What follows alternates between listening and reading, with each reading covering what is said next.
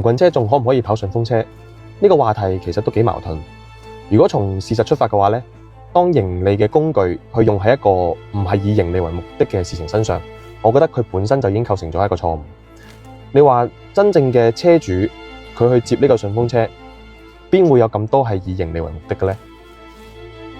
可能每一個人嘅貪念唔同，咁可能會出現一啲話去協商呢個高速費嘅情況。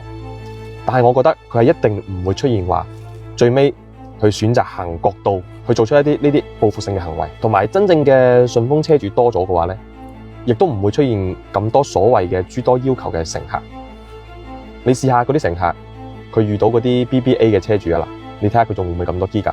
但係如果你俾呢個營運車加入嚟跑呢個順風車嘅話，呢個利益嘅價值佢必定係會高於呢一個順路嘅價值。我覺得好神奇喎，順風車唔係個順路就兜你去嘅咩？一定要俾高速費，而且咁多人叫，有人俾有人唔肯俾，咁唔肯俾咧點算啊？冇可能劈佢落車啊！咁啊，全車人同佢一齊行低速啦，明明先個鐘就可以到啦，兜我啊成個晏晝喎，我3點鐘上個車，晚黑9點鐘我媽等我食飯都等唔到啊！仆街！